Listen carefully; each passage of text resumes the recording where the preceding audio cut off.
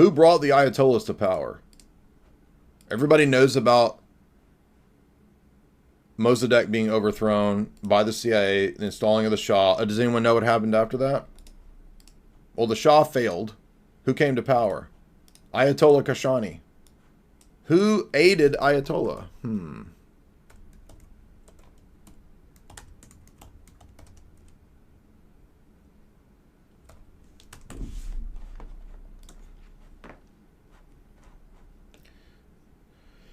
MI6 plots with the Islamists. So once they saw the Shah was failing, British intelligence, CIA, they immediately said, all right, let's try to get the other guys on our side. Let's use them. And this is by Mark Curtis, same guy that wrote this book, Secret Affairs.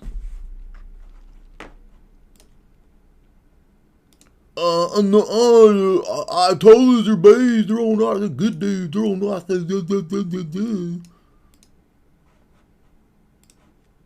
Yeah, Islam is fake and gray, dude. It's not based.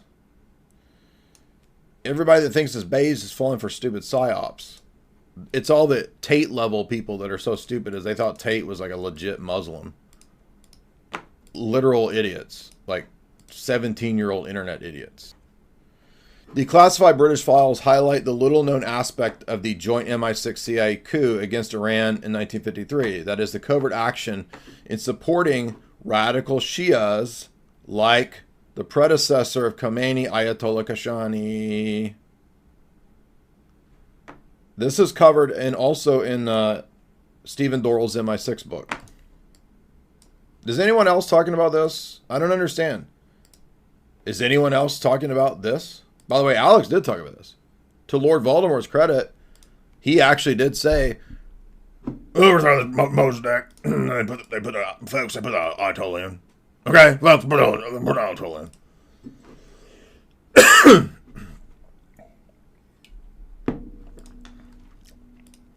I talked to a Jewish guy one time, and he said, Jews in Iran think that if you lift up the Ayatollah's beard, it says made in Britain.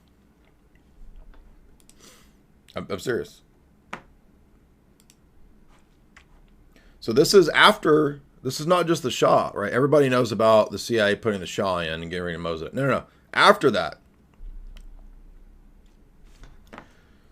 when the Shah was a failure, it's like, well, wait a minute. He sucks.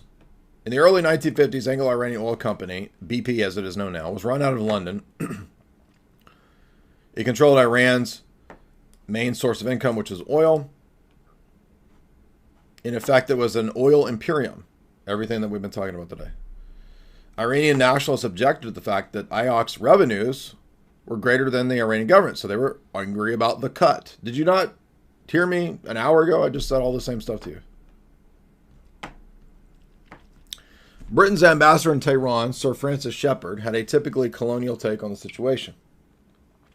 By the way, I'm not a social justice loser who thinks that all colonialism is some oppressive thing. I'm not a leftist, but I read all of these people right and left. That's why I have a better analysis. He added the need for Persia is not to run the oil industry for itself, but it's for the profit of the West. In May, Mohammad Mossadegh implemented the bill. This led to the overthrow. Following the well-worn pattern of installing and backing monarchs, British officials were keen on a non-communist coup d'etat for the Shah. This would hopefully put in an authoritarian regime. The ambassador in Tehran would thus be a dictator who could carry out what the West wanted, right? The military strongman was General Zaidi. We talked about him in the past. We've covered all these books. I've lectured through these books, you guys, for you. He was a figure who had been arrested by the British for his pro-tiny mustache man activities.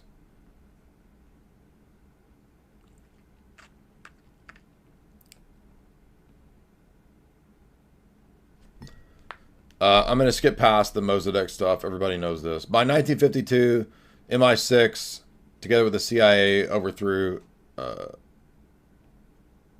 Mossadegh, installed the Shah. We know that, but a lot of people don't know the sequence after this. So after this comes the era of Ayatollah Kashani, and I have lectured on this and through this in Devil's Game. Devil's Game covers this in detail. Secret Affairs covers this as well. I believe Secret Affairs covers it. But even if it doesn't, this is the author of Secret Affairs right here, Mark Curtis. The most important religious figure in Iran was the 65-year-old Shia cleric Ayatollah Kashani. He had helped German agents in Persia in the 40s. He later helped and found the unofficial Iranian branch of the Muslim Brotherhood, which, by the way, would immediately connect him also to British intelligence, because the Muslim Brotherhood was pretty much a British intelligence operation.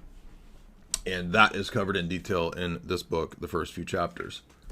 It's also covered in detail in this book.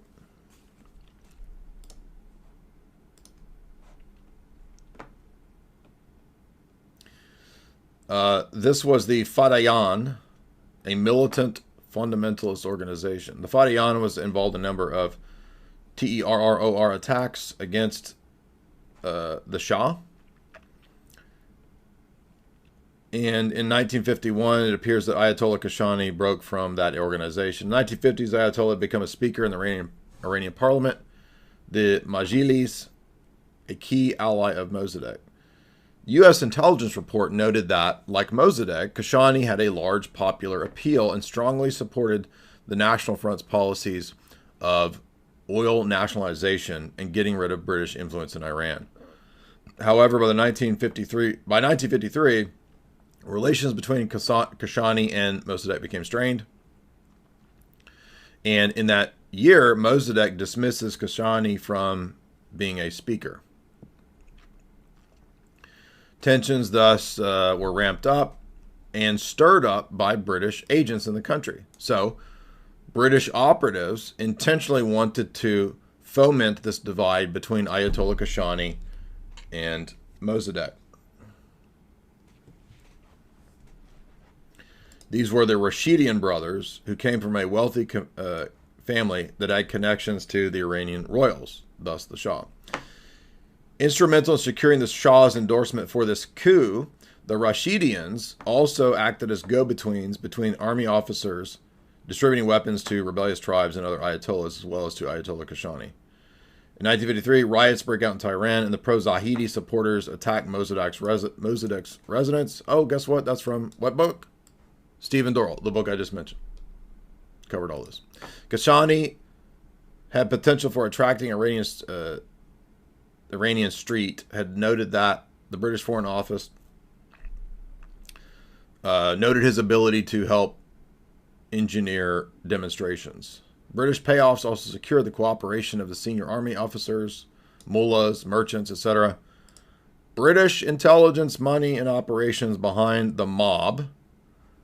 This mob had been financed by Ayatollah Kashani, acting in collaboration with British intelligence operatives and spies.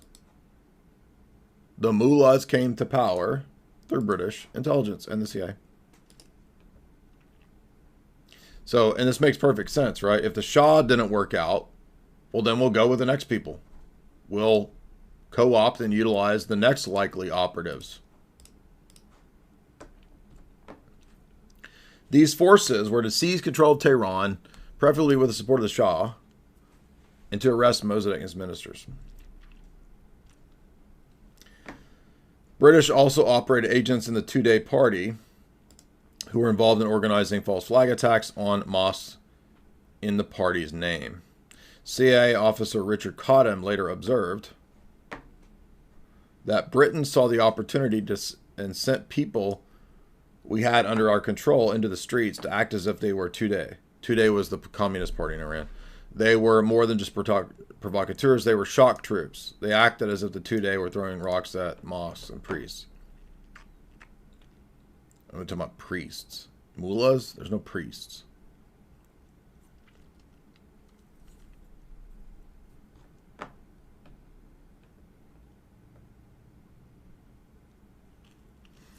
All of this was intended to frighten Iranians into believing that a victory for Mossadegh would be a victory for communism, and thus it would increase Tudeh's political influence.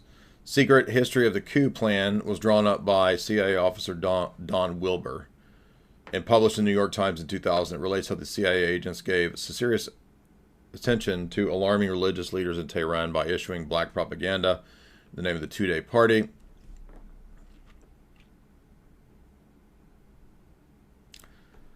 In 1953, the Foreign Office, Alan Rothney, wrote to Anthony Eden to discuss with the head of the CIA, Walter Smith, the possibility of dealing with Kashani as an alternative to Mossadegh.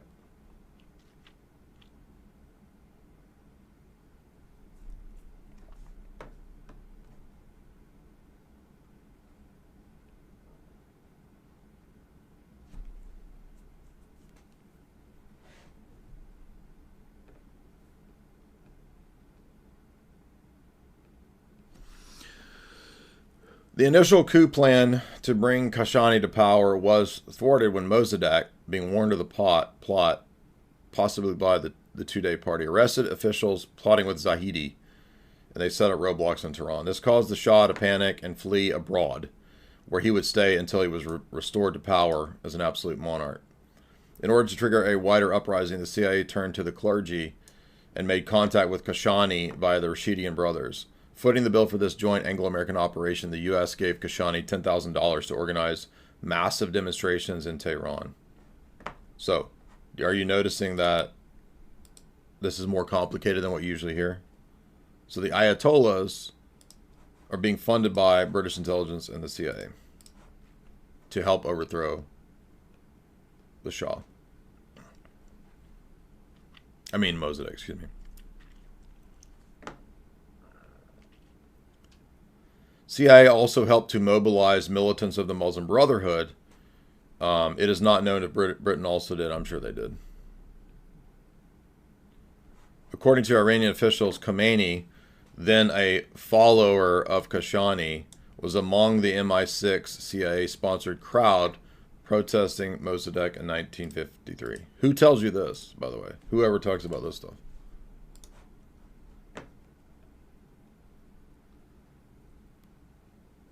Muslim Brotherhood in Iran, the Fadayan members would act as the foot soldiers of the Islamic Revolution in 1979, helping to introduce the wholesale introduction of Islamic law in Iran.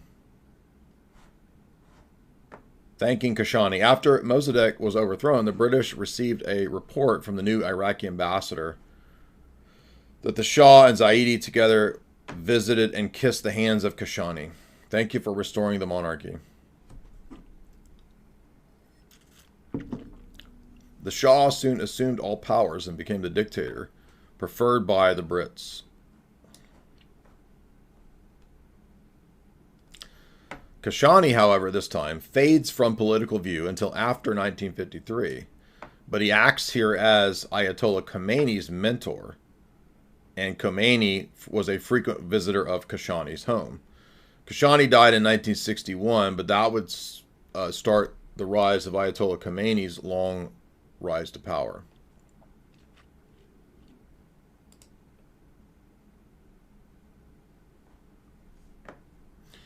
The British were playing all sides. Do you understand? This is the key to understanding this. Who's on the good side, the bad side? It's the British playing all sides. And by the way, the West, CIA, it's the Atlantis power structure playing all sides.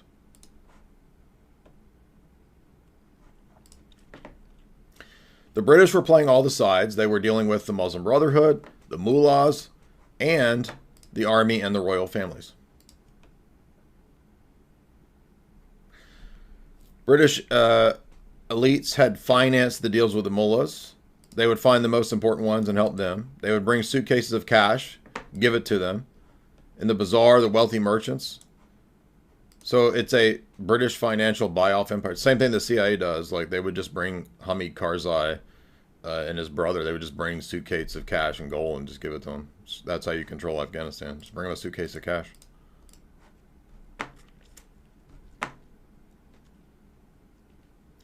Made in Britain. In her memoirs in the 1980s, the Shah's sister, Ashraf Pahlavi said that the whole thing had been made in Britain. Although that's exaggerated because it was also made by the CIA, Operation Ajax, Kermit Roosevelt. During the 1951-3 coup planning, Kashani was seen by the British as too much of an anti-Western liability to be an ally, but his forces were used to help bring the Shah to power.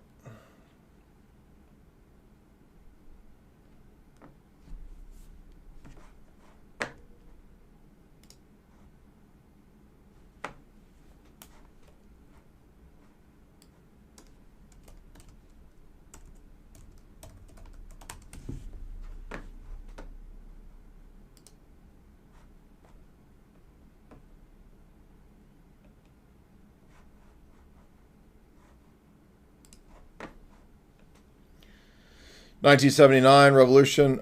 Turns out, why is the CIA having such extensive conversations with the Ayatollah? Interesting. Ayatollah Khomeini, founder of the Islamic Republic, the man that called the United States Great Satan, would send secret messages to Washington.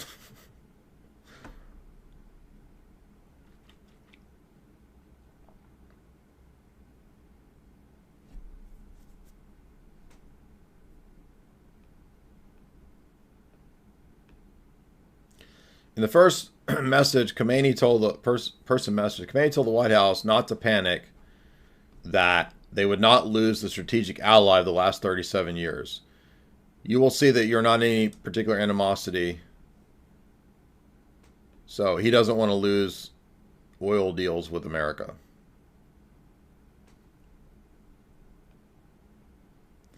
But Khomeini couldn't say that publicly because he's publicly calling America the Great Satan. So, what do you know?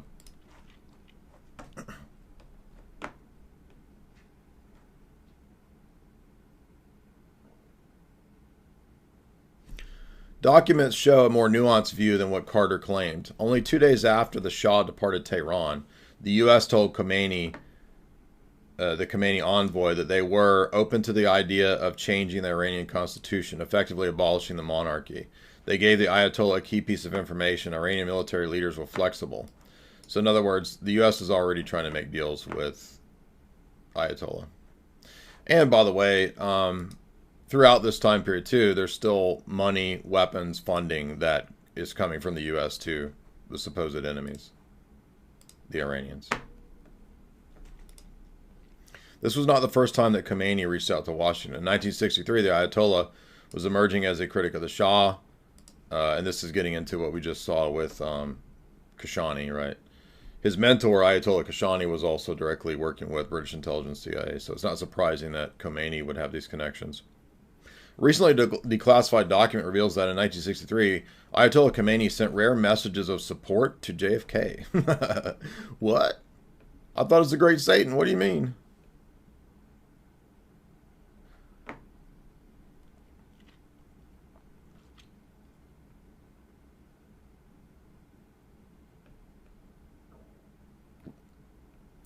Khomeini apparently thought that British and American support would be necessary to balance out against the atheist Soviets during the Cold War. He needed the support of Christendom, apparently. So a lot of times what's out there for the public is not what is secretly being transmitted amongst the embassies and the intelligence cables.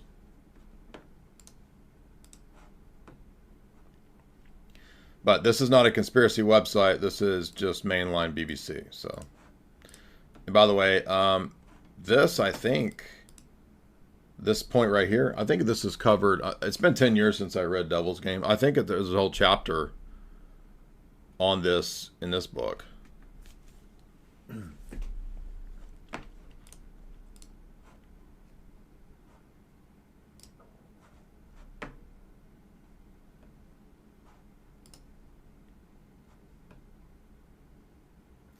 U.S. had extensive contact. This is the Guardian being even more emphatic than the BBC.